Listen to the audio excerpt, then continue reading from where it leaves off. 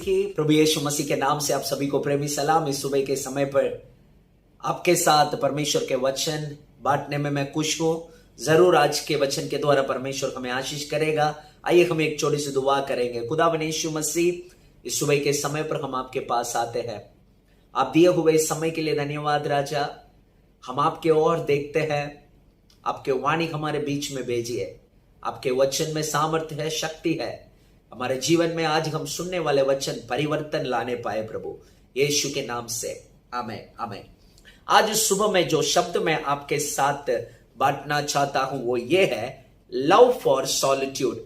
Love for solitude, एकांत के प्रति प्रेम।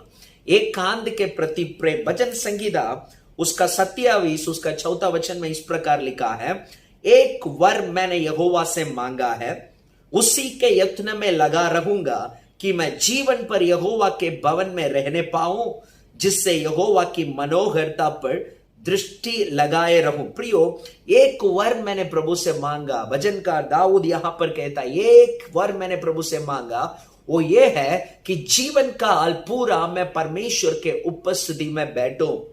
परमेश्वर के उपस्थिति में बैठो। प्रियो, हम में से कितने लोग परमेश्वर के उपस्थिति में बैठना प्रिय गिनते हैं? कई लोगों को परमेश्वर के उपस्थिति में बैठना बहुत ही बोरिंग लगता है।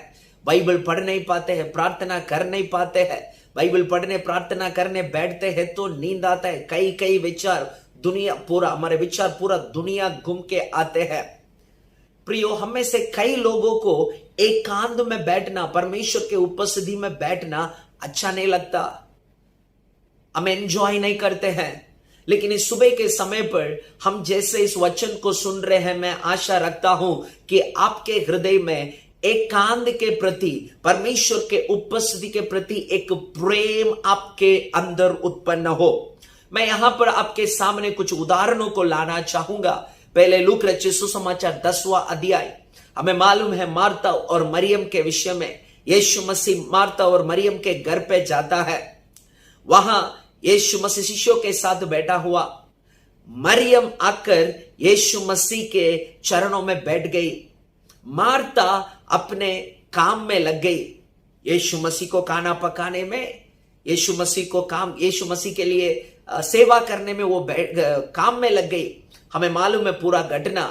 मार्ता बहुत ही चिंतित हुई और बोला, यीशु मसीह, आप मेरे बारे में चिंता नहीं कर रहे हो? मैं अकेला यहां पे काम कर रही हूं। मरियम मेरी बहन तो वहां पे आपके सामने चरणों में बिंदास बैठी हुई है, कोई काम नहीं कर रही है। यीशु मसीह ने उत्तर दिया, मार्ता, तू अनेक बातों की चिंता करती है, एक बात की चिंता करना अवश्य है। वो मरियम ने वो कर रही है, वो एक बात की चिंता करने का अवश्य है, एक बात के बारे में सोचने का अवश्य है, वो है परमेश्वर के उपस्थिति में बैठना। प्रियो, कई बार हम अनेक कामों को कर करके हम बहुत ही तृप्त हो जाते हैं और कहते हैं, वाह, मैं प्रभु के काम में बहुत व्यस्त हूं, बहुत बिजी हूं, वो कर रहा हूं, ये कर रहा हूं। लेकिन इस सुबह के समय पर मैं आपको याद दिलाना चाहूंगा, मार्ता से ज्यादा परमेश्वर मरियम जैसा हमसे चाहता है। हम परमेश्वर के उपस्थिति में पहले बैठने वाले बने। परमेश्वर के उपस्थिति में बैठना हमारे कामों से अधिक प्रिय गिने।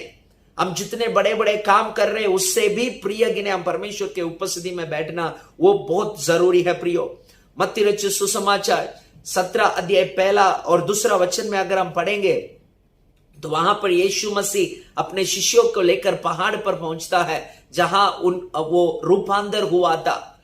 तब यीशु मसीह और एलिया और मूसा स्वर्ग से उतर आते पतरस, यूहन्ना और याकूब ने देखा। वहां पे जो वचन है वो मुझे बहुत अच्छा लगा। पतरस इस प्रकार कहता है, प्रभु, आपके लिए एक तंबू, एलिया के लिए एक तंबू, मूसा के लिए एक तंबू बनाएंगे और हम यहीं पे ही रहेंगे। वाह! पतरस ने देखा वहां पे परमेश्वर, यीशु मसीह यहां है, मूसा यहां है, एलिया यहां है, परमेश्वर की उपस्थिति यहां है। चलो यहां पे ही हमारा पूरा जिंदगी बिताना कितना अच्छा होगा। घर बनाने के बोला, अपने बारे में नहीं सोचा, अपने लिए भी 3 तंबू बनाएंगे करके नहीं कहा। चलो हम तो चौकीदार बनेंगे, हम तो घर का चौकीदार बनेंगे, आप तीनों तीन तंबू में रहिए, हम यहीं पे रहना है। लेकिन परमेश्वर चाहता था उनको वापस लेके जाए, वो अलग बात है। लेकिन यहां पे पतरस का एक प्यास, एक इच्छा, वाह, परमेश्वर के उपस्थिति, परमेश्वर का महिमा, एलिया और मूसा यहां है, अगर हम यहां पे ही हमारा पूरा जिंदगी बिताए तो कितना अच्छा होगा। परमेश्वर के उपस्थिति के प्रति एक प्रेम, एकांत में रहने के प्रति एक प्रेम। तीसरा एक उदाहरण मैं लाऊंगा, निर्गमन उसका 33 उसका 11 वचन। वहां पर मूसा लोग भीड़ के बीच में से मिलाप तंबू जो है वहां पर मिलाप स्थल में परमेश्वर से मिलने जाता था, प्रार्थना करने जाता था, सेवा करने जाता था। तो वहां पर सेवा करके यार प्रार्थना करके मूसा निकलता था। लेकिन एक व्यक्ति के बारे में लिखा है वहां पे 33 एक्सोडस चैप्टर 33 वर्स नंबर 11, निर्गमन 33 का 11 में लिखा है, Joshua would not depart from the tent, Joshua would not depart from the tent, वो तंबू को नहीं छोड़ता था। भले अपना सीनियर पास्टर तंबू को छोड़ के जाता था, काम पूरा करके जाता था, असिस्टेंट पास्टर वहां पे टिका था, असिस्टेंट पास्टर वहां पे रहा है परमेश्वर के उपस्थिति में। हालेलुया, परमेश्वर के उपस्थिति में जोशुआ बैठा था, क्योंकि वो परमेश्वर के उपस्थिति से प्रीति रखा था, प्रेम किया। परमेश्वर के उपस्थिति में बैठना उनको अच्छा लगा। प्रियो, इस सुबह के समय पर मैं आपसे एक सवाल पूछना चाहता हूं, क्या आप में एकांत के प्रति, परमेश्वर के उपस्थिति में एकांत में बैठने के प्रति आपको एक प्रेम है कि नहीं? आपको एक प्रेम है कि नहीं? प्रियो, अगर आप में वो प्रेम है परमेश्वर के उपस्थिति के प्रति, अगर सच में आपके अंदर वो प्रेम है, प्रियो, परमेश्वर के लिए आप आश्चर्य काम करोगे, परमेश्वर आपको जरूर उपयोग करेगा, परमेश्वर का बल पाओगे, परमेश्वर का सामर्थ्य पाओगे इस साल में। भजन संगीता 129 में 129वां भजन संगीता उसका 5वां वचन में एक शब्द इस प्रकार लिखा है, जितने सिय्योन से बैर रखते हैं उन सबों की आशा टूटे और उनको पीछे हटना पड़े। प्रियो, जितने सिय्योन से बैर रखते हैं, सिय्योन का मतलब क्या है? सिय्योन का मतलब अगर जानना है, भजन संगीता 132 का 13 पढ़ सकते हैं। 32 का 13 में इस प्रकार लिखा, क्योंकि यहोवा ने सिय्योन को अपनाया है और उससे अपने निवास के लिए चाहा है। सिय्योन परमेश्वर का निवास स्थान है। तो इस वचन में जब हम पढ़ेंगे 129 उसका 5वां वचन में, जितने सिय्योन से बैर रखते हैं, मतलब जितने परमेश्वर के निवास स्थान से बैर रखते हैं, उन सबों की आशा टूटे और उनको पीछे हटना पड़े। वे छत की घास के समान हो, जो बढ़ने से पहले सूख जाती है, जिससे कोई लवने वाला अपनी मुट्ठी नहीं भरता, ना फूलियों का कोई बांधने वाला अपनी अंकुवार भर पाता है, और ना आने जाने वाले ये कहते हैं, यहोवा की आशीष तुम पर होवे, हम तुमको यहोवा के नाम से आशीर्वाद देते। ऐसा कुछ भी नहीं होगा। जो परमेश्वर के उपस्थिति को बैर रखते हैं, यार परमेश्वर के उपस्थिति में बैठना जिसको अच्छा नहीं लगता, वो इस प्रकार। लेकिन हम इस वचन को दूसरे रीति से हम लेंगे। किस तरह लेंगे? हम परमेश्वर की उपस्थिति में प्रेम करते हैं, उपस्थिति को प्रेम करते हैं। 5वां वचन को हम इस प्रकार पढ़ सकते हैं, जितने सिय्योन से प्रेम रखते हैं, मतलब जितने परमेश्वर के उपस्थिति में बैठना जितनों को अच्छा लगता है, उन सबों की आशा नहीं टूटेगा। हालेलुया। जितने परमेश्वर के उपस्थिति में बैठते हैं, जितनों को परमेश्वर के उपस्थिति में बैठना अच्छा लगता है, उनका आशा नहीं टूटेगा और उनको पीछे हटना नहीं होगा। हालेलुया। उनको पीछे हटना नहीं होगा। वे छत पर की घास के समान ना होंगे। हालेलुया। जो बढ़ने के पहले ही सूख जाती है ना। परमेश्वर के उपस्थिति से प्रेम रखने वाला बढ़ने के पहले सूख नहीं जाएगा, वो बढ़ेगा। छत के घास के समान नहीं, वहां पे मिट्टी नहीं,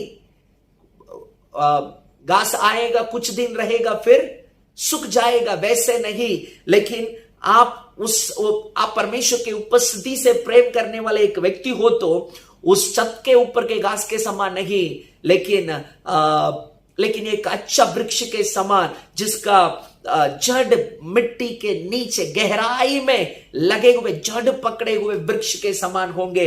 आप अच्छा फल देने वाले बनेंगे। उसके आगे आप नाकाम के नहीं रहेंगे। जो कोई आपके पास आएंगे आपके ओर से आशीष पाएंगे, और लोग आपको कहेंगे आप धन्य हैं, और लोग आपको देखकर आप परमेश्वर से आशीष पाए हुए व्यक्ति है, इस प्रकार लोग आपको देखकर कहेंगे। प्रियो, इस सुबह के समय पर क्या आप परमेश्वर के उपस्थिति से प्रीति रखते हैं? सियोन से जो प्रेम करते हैं वो उन सबों की आशा नहीं टूटेगा, आपका आशा नहीं टूटेगा, और उनको पीछे हटना नहीं पड़ेगा। आपको पीछे हटना नहीं होगा, और छत के घास के समान नहीं होंगे। आप आशीष का कारण बनेंगे। हालेलुया।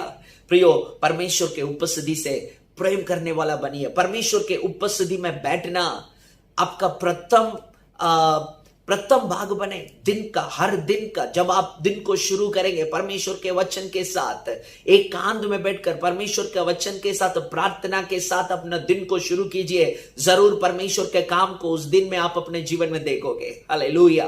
प्रियो, 3 उदाहरण हमने देखा था। मरियम के बारे में लिखा है, पूरा जहां जहां ये सुसमाचार जाएगी वहां ये मरियम याद किया जाएगा। एकांत में बैठने वाली, परमेश्वर के उपस्थिति को प्रेम करने वाली मरियम आज भी याद किया जा रही है।